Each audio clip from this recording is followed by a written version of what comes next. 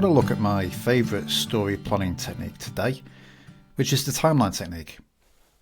If you think back a few episodes to the key insight, the timeline is a technique that I learned at Sean D'Souza's storytelling workshop. So give credit where it's due. I learned the timeline technique from Sean, but in the 10 years since, it's probably the storytelling technique that I've stood by, used the most, built on the most, still used today in my day-to-day work, both in my own storytelling and with my clients. I first recorded the meat of this episode about the timeline technique 5 years ago in 2021. So what I'm going to do is I'm going to replay that conversation with you, and I'll be back at the end with a 5-year reflection and some further thoughts on how my changing on this has evolved since then. So let's see what I had to say in 2021.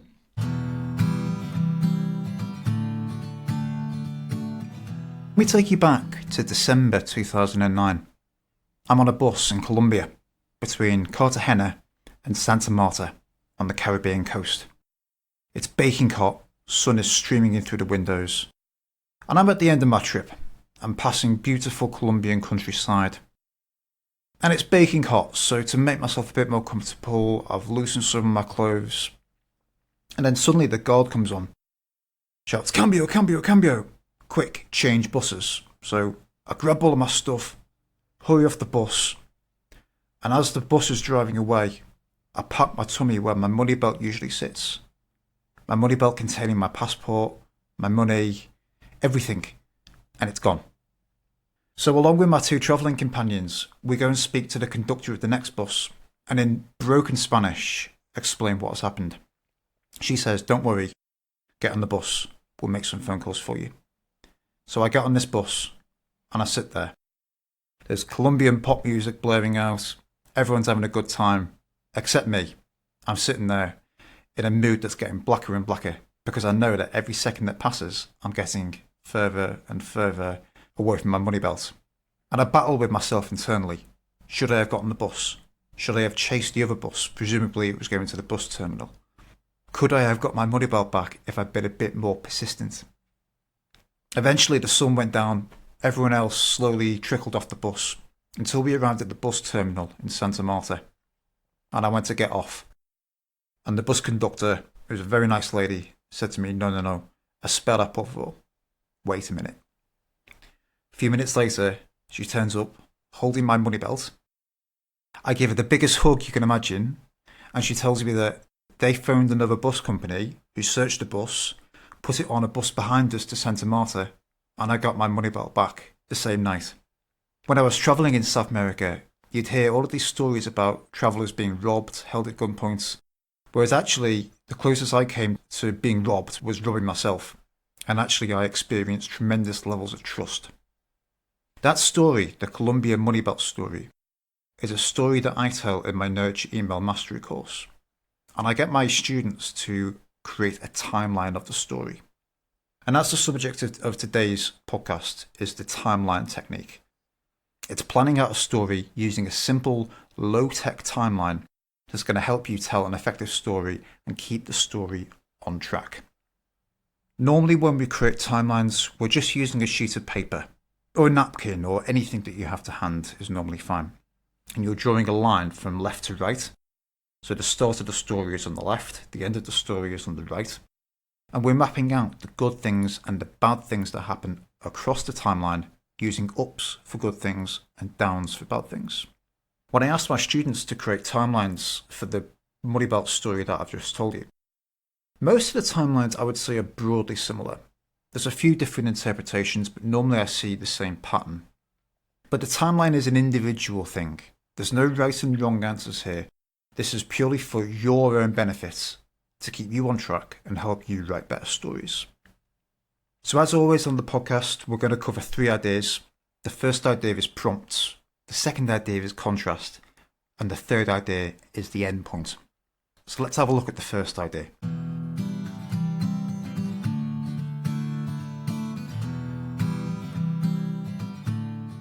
Once you've created a timeline, once you've mapped out on a piece of paper the ups and the downs in the story, it's actually a lot easier to tell that story. As I was telling you that story at the start of this episode, I actually had the timeline in front of me. If you'd like to see my version of the timeline, you'll find it on page 69 in my Simple Story Selling book. And it makes the story a lot easier to tell, because rather than just winging it, I can take a look at the timeline and use the timeline as a map, as a guide if you like, for firstly making sure I don't miss anything, and secondly making sure that I make clear that the ups are good and the downs are bad. So if you reflect back on the story that I've told you, I was quite careful to tell you at the start that I'd had a nice trip, that I'd relaxed on the bus, that there was sun shining through the window. I didn't just tell you what happened, I made sure it was an up in the story. And that's because I was looking at the timeline and I could see that I've got a note to tell you that I'd relaxed on the bus. But it's an up, so I've got to phrase it like it's an up. Once I got on the bus, I had a tremendous degree of internal conflict. I was racked by guilt almost, in terms of should I have got on the bus? Should I have gone after the previous bus? And I went to some, significant lengths to tell you about that and contrast that to the happy atmosphere that was otherwise on the bus. The Colombian pop music, for instance. So once you've got a timeline, it makes the story much easier to tell because you can follow along with the timeline. You're not going to miss any key elements and you're actually going to tell a better story because when you get to each point, you can clearly see, is this a good thing? Is this a bad thing? As you're doing that, you subconsciously think of ways to make sure that the up is an up, that you're not just describing events, that you're making it clear to the reader that this is a good thing. This is a good thing in the story. And that when you come to downs, they are downs that you maybe need to spend a bit of time in them to explain how they were downs. You might want to introduce some internal conflict to make it clear what turmoil you were in. And we'll talk about conflict in a future episode. The timeline acts as a prompt if you're telling a story verbally, but it's also incredibly useful if you're writing a story, especially if you're not used to writing stories in your marketing. It's much easier to write a story if you've mapped out the outline of the story first and you're just expanding on the outline. So the timeline is a bit like blowing up a balloon. So the timeline itself is the uninflated balloon. In each stage of the production process, as we convert the timeline into a finished email, what you're doing is you're blowing a bit more air into the balloon. But you have to have the timeline in place to begin with to be clear on what you want to say and make sure that there is sufficient contrast in the story. Which brings us on to the second idea I want to talk to you about, which is that all great stories need to have as much contrast as you can creatively use between the good things that happen and the bad things that happen. Otherwise, you end up, in a timeline sense, you end up with a flat story where things happen, but it isn't really clear whether they're good, whether they're bad. There isn't maybe enough drama. Drama is really the tension between the good things that happen and the bad things that happen. And you need to make sure that there is sufficient contrast. And the timeline is a tool that enables you visually to see, do you have ups in the story? Do you have downs in the story? Most people, when they tell stories, or at least when they tell business stories, tend to just include the good things that happened. You need some of the bad things that happened as well. You need the mistakes. You need the blow-ups. And actually, often your readers are more interested in those things, but you need a contrast between the ups and the downs. Contrast as a principle operates all over the world and in all sorts of scenarios. It's a universal principle. Contrast makes classical music interesting. If you listen to Beethoven's Symphony No. 5, there's tremendous contrast between the explosions at the start, the more mellow parts, and it's the contrast that really maintains our interest and tells a story over the music. So story exists in classical music, story exists in literature and at the movies. It often isn't the stories that have an endless series of explosions that really make the biggest impact on us. It's maybe stories that have a contrast between the explosions in the drama and the down points of the character change. You need both things. You can't just have endless explosions. Otherwise, what you get is this kind of joyride story that isn't actually very engaging and doesn't really communicate any meaningful moral. So creating the timeline is really a visual check to make sure that you've got the contrast in place. Final word on contrast, actually. Contrast even exists throughout the day. So when I'm left to my own devices, I like to change where I work. So normally I work at home. I'm recording this podcast in my living room on my dining table. It's very quiet here. The only thing that's really likely to happen is the postman might come, a delivery man might come. It's quite quiet. It's quite good for working, getting stuff done. Sometimes in the afternoon, though, I like to walk into the centre of Sheffield, which is about a 3-mile walk. On the walk, I will listen to podcasts. When I get to Sheffield city centre, I will go to a coffee shop, because the coffee shop provides the hustle and bustle and a different writing atmosphere. If I've got writing to do, I like to be in the more vibrant atmosphere of a busy coffee shop. And that's contrast. That's contrast between the quiet, studious atmosphere of my home office and the busy hustle and bustle atmosphere of the coffee shop. You can't have all one or all the other and it still be an interesting day. The day is more interesting when it contains both of those things.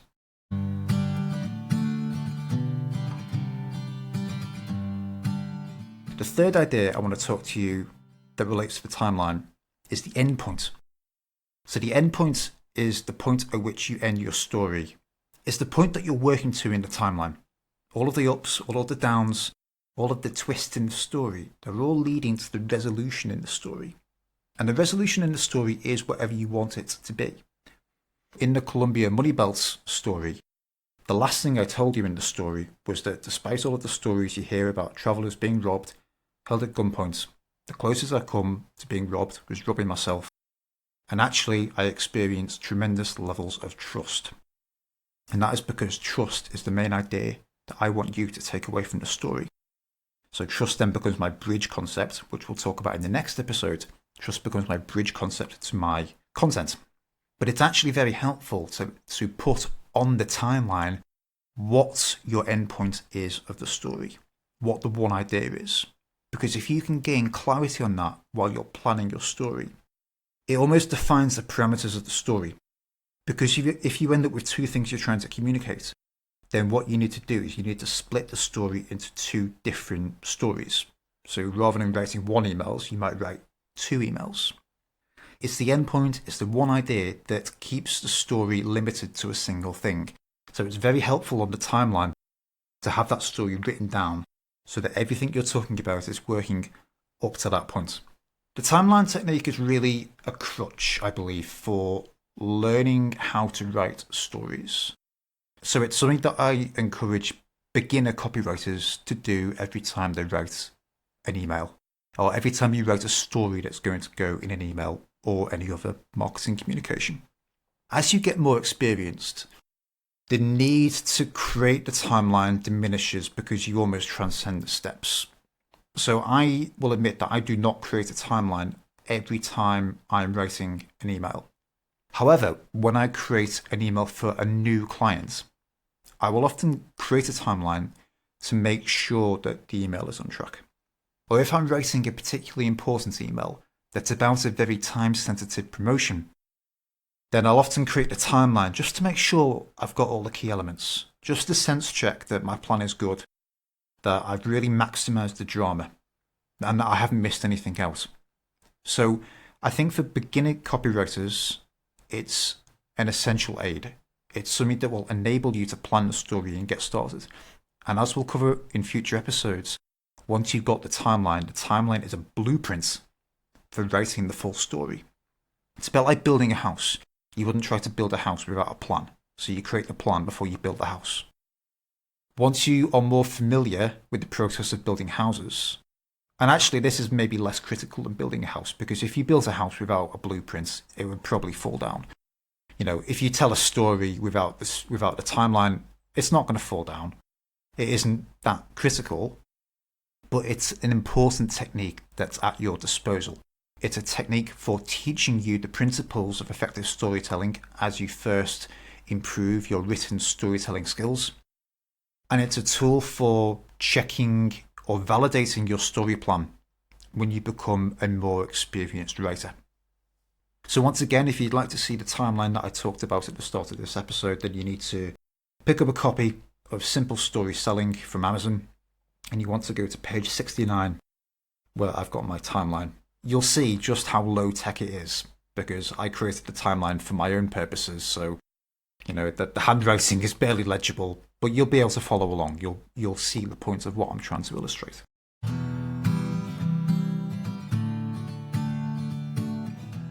So we're at the end of this episode. Let's do a bit of a recap. Well, this episode's been all about the timeline. The timeline is your blueprint or your planning tool for creating a story to use in your marketing. I believe for beginner copywriters, it's an essential skill to learn.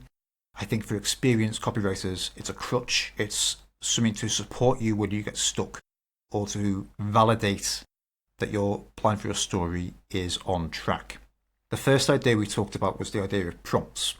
That when you come to tell a story, either verbally or written, the timeline acts as a series of prompts to make sure that the story stays on track and highlight which points are up, which points are down, so you can make sure in the way that you tell the story that those good things do feel like a good thing and the bad things do feel really bad.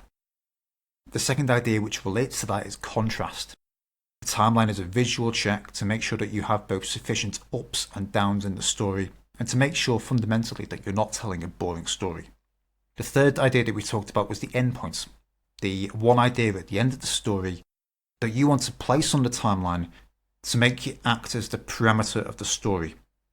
And it's helpful to have that on the timeline to keep you on track and make sure that the story doesn't end up with a dual focus.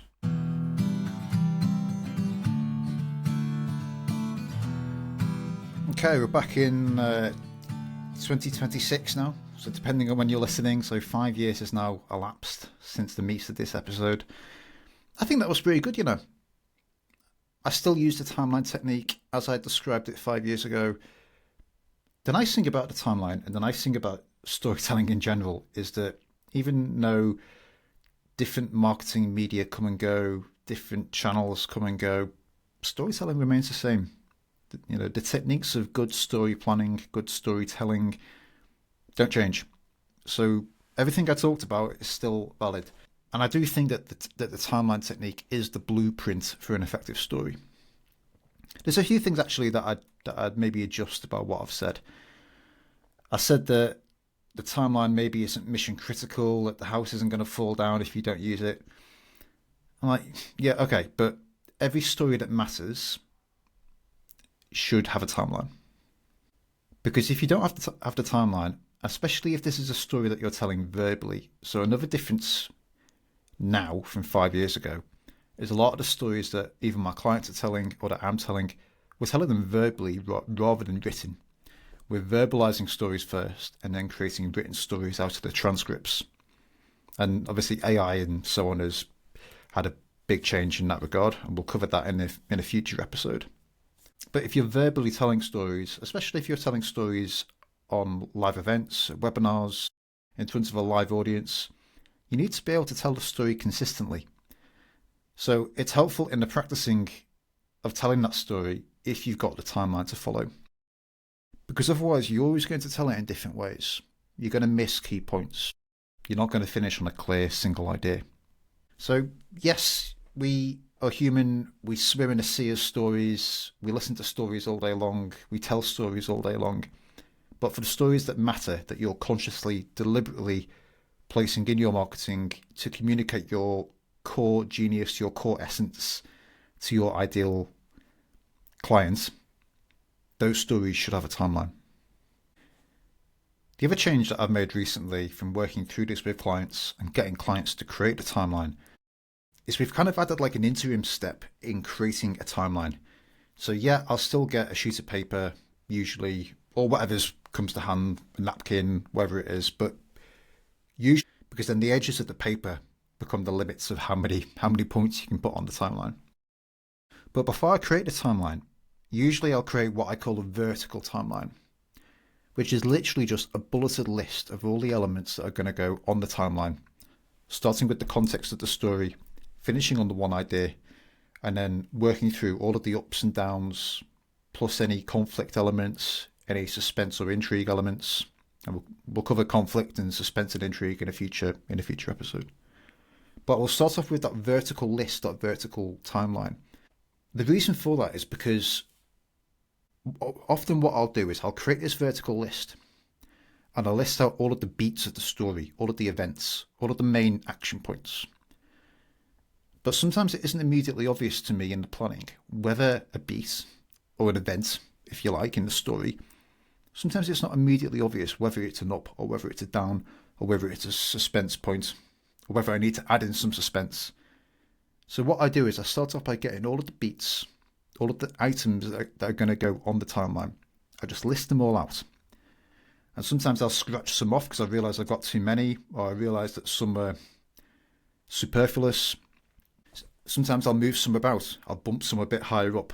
I'll open in the middle of the drama, for instance. So I found that both for my own telling and also for my clients, it's helpful to start with this vertical timeline that's literally just a bulleted list.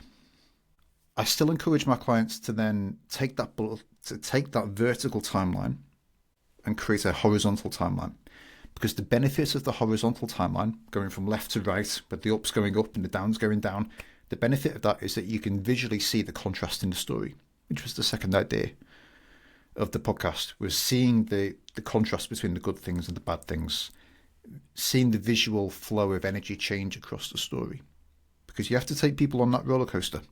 Otherwise, it's going to be a boring story. So I still encourage people to create the horizontal timeline, but it's actually not essential. And I mentioned on the episode that as you get more experience with this, as you become more comfortable, as the storytelling muscle gets stronger, and you have more confidence in your ability to reel off engaging stories, you might find that you don't need to create the horizontal timeline, and that actually just creating the vertical timeline is enough.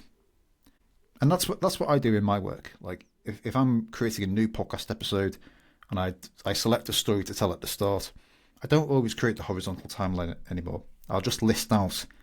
I'm kind of a lists person anyway, so it kind of caters to my list creating tendencies. But I'll just start off with that because it's faster to do. So that's been one adjustment I've made in recent times, is having like an interim step where I'll start off by creating a list, and it can just be in my notebook. If I'm working on my computer, it can just be in a notepad file, just line by line. What's everything that's going to go on the timeline, and pull all that together first, and then if I need to, I'll create the horizontal left to right timeline with the context at the start and the one idea at the end. So we'll talk more next time about the one idea.